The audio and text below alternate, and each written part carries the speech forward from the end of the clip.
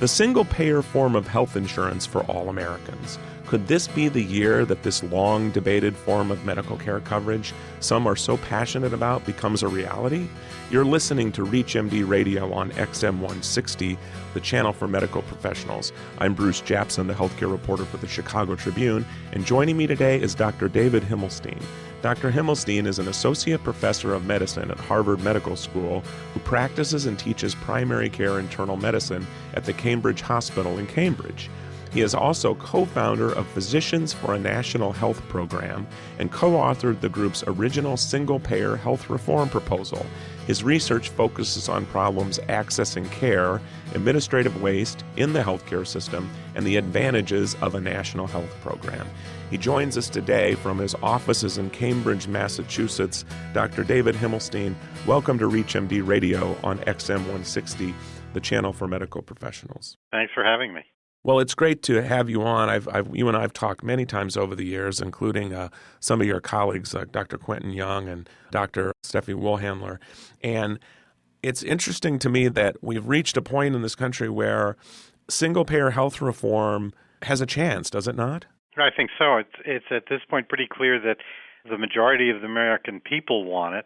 Most doctors want it. Most health economists say that would be the best thing to do. An increasing number of politicians are finally getting the message as well. We have about 100 co-sponsors of the single-payer bill in the House, and for the first time in a generation, there's been a single-payer bill introduced in the Senate. So we've made real progress, and the press are beginning to pay attention as well. We still have a ways to go because politicians are generally the last people to know about things. How would this work? Because some people get universal care, just sort of a political term, mixed with single payer. But could you just walk us through how this would work? Well, basically, we'd replace the current tangle of different insurance plans with one plan in each state or region that would be paid for out of taxes and that would pay private doctors and hospitals negotiated fees. Hospitals would get a lump sum budget like a fire department does in this country that would cover virtually all of their operations and eliminate most of the billing and detailed internal cost tracking that they have to do at present and arguing with insurers about each Band-Aid and aspirin tablet. And doctors would have one billing form that cover everybody, and you'd have 10 boxes or so on it to check depending on exactly what you did with the patient. Send all your bills to one office and get paid out of that fund. So we're really talking about simplifying the billing and payment apparatus and giving much more comprehensive coverage to most Americans,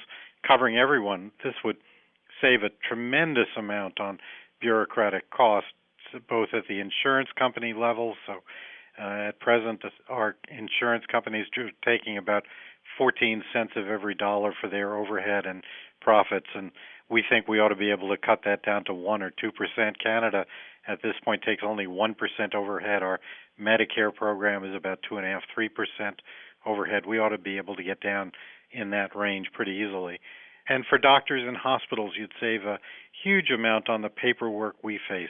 In our office, we've got a staff that does nothing but deal with insurance plans, and that's just not true in most nations with simple national health insurance programs. The billing is just much simpler, and you don't need the expensive personnel and billing services and all that kind of stuff that we have to have. So we could save a huge amount in doctors' offices, in hospitals, nursing homes, just on the paperwork that we're doing now. Now, the opponents of such a plan, they often use the term government-run, et cetera, et cetera. Is there, with a single payer, if you say it would set up by region, et cetera, would there be any room for a compromise, or maybe this is part of your proposal? Could there be an opportunity for a health insurance company to be the entity that does the work in a certain region? Well, I think like Medicare, there might be a private insurer that contracts to do the actual bill paying, cut the checks, and so on. But that's actually a simple and straightforward task, and they wouldn't be involved in the kind of activities they're in now with marketing and the giant game of Mother May I that doctors and patients are playing every time we want to get permission to do a test and fighting about the bills in the way that we do. So maybe a small role for one insurer in each region, as Blue Cross, for instance, has the contract to administer Medicare payment in my area, but a much smaller role than they're playing now, certainly. Yeah, more of like just a claims processor and so forth. Exactly. That's what they've done, at least initially, in some parts of Canada. Well, and the way that works, a lot of people don't realize that also sets up a bidding situation. I mean, in that when you are going to process, let's just say you're worked for the railroad for years and years, a lot of people don't understand that Blue Cross plans and others, they bid for this business, and the government picks a certain bid, and that's what they do.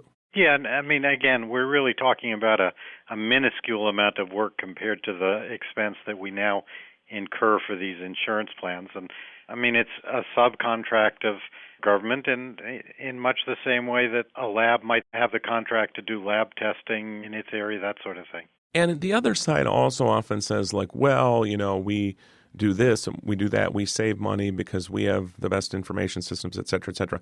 How would, under a single payer approach, how would the sort of the cost controls be set up? Would there be an opportunity for telling people, hey, a generic just works just as well, et cetera? How would that be done? Well, there are several mechanisms for cost control. Probably the most important thing is that you get about $400 billion each year in useless bureaucracy out of the system just by eliminating the insurance company middlemen and simplifying the billing. That's enough to cover all of the uninsured and to upgrade coverage for Americans who now have co-payments deductible. So basically, we could give everybody first dollar coverage for what we're now spending if we just did away with the extra bureaucracy that's required to have our private insurance companies in the system. But there are other things that would help us to cut costs as well. Second thing maybe is, since the National Health Insurance Plan would be the big purchaser of drugs under this system, it could negotiate prices. And at present, Americans are paying about double what Canadians are for drugs. We're often buying the same drugs. I mean, Canadians are often buying them from U.S. drug companies, but they get a better deal because they have a national health insurance plan that negotiates for better prices and is able to get better prices. Drug companies aren't taking a loss on drugs they sell in Canada, and they wouldn't take a loss on drugs they sell to a national health insurance program in the U.S., but they'd have to cut it down to some reasonable price level, and that would save us probably several tens of billions of dollars each year.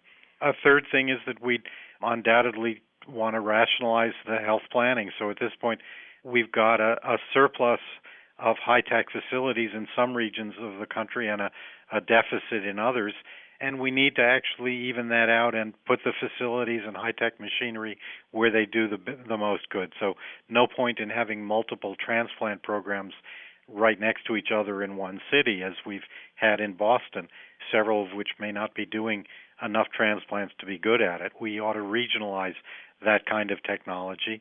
We know that we have an oversupply of many kinds of imaging facilities, and that encourages the overuse of imaging.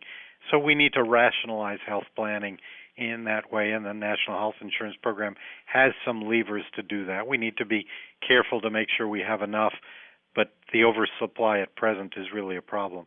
I think the third thing is that having all the bills in one database for a region allows you to monitor for outlandish practice patterns without being intrusive in the practice of medicine. So you can say, is there a doctor who's billing for $200,000 worth of urinalyses each year? You don't need to go and check each one, but if there's a pattern of billings which is really outlandish, you can pick that up pretty easily and then target investigation for potential fraud without having to hassle every doctor and patient and really make the system unbearable. So that kind of monitoring is much simpler and allows you to pick up some of the fraud. And I guess the fourth thing is some of the outright fraud that we've been seeing from our for-profit providers we would get out of the system, because we would say that for-profit dialysis centers and hospitals really have no place in this kind of system. We know that based on very careful studies over the last quarter century, they provide inferior care at inflated prices, and that's been systematically documented and true time after time after time, higher death rates, higher costs, and by getting for-profit ownership of those facilities out and replacing them with not-for-profit organizations, we could cut costs and improve quality. Well, if you're just joining us, or even if you're new to our channel, you're listening to the Clinicians Roundtable on ReachMD Radio on XM 160, the channel for medical professionals. I'm Bruce Japsen, your host. I'm with the Chicago Tribune, and joining me today is Dr. David Himmelstein. He's a professor at Harvard Medical School and a longtime advocate for the single-payer approach to providing coverage in this country. He's the co-founder of Physicians for a National Health Program, and we're talking about a proposal that does have momentum. It has not often in the past, and we are talking about that approach. And I just have to ask you, do you think that the other side would often say that, listen, you're going to get a rationing and you're going to get weights and so forth? They have that in Europe. They have that in Canada. How do you answer that? Is that really true? And also, would it set up a system where in some of these other countries like Europe where you have a government system for everybody, and then if you want something else, you can opt out for the private system? Well, we're spending about twice per person what they do in Canada or most of Europe. And if you're going to cut our health spending in half, we'd have to limit access to some expensive things. But if we're willing to spend at twice the level Canadians do, and I think Americans probably are willing to keep spending at present levels, we ought to be able to have terrific health care for everybody without the kind of limits they've had to impose in Canada. There are waits for a few high-tech services in Canada. There really are not much in the way of waits for urgent needs, but for elective surgeries and procedures, yeah, there have been some waits.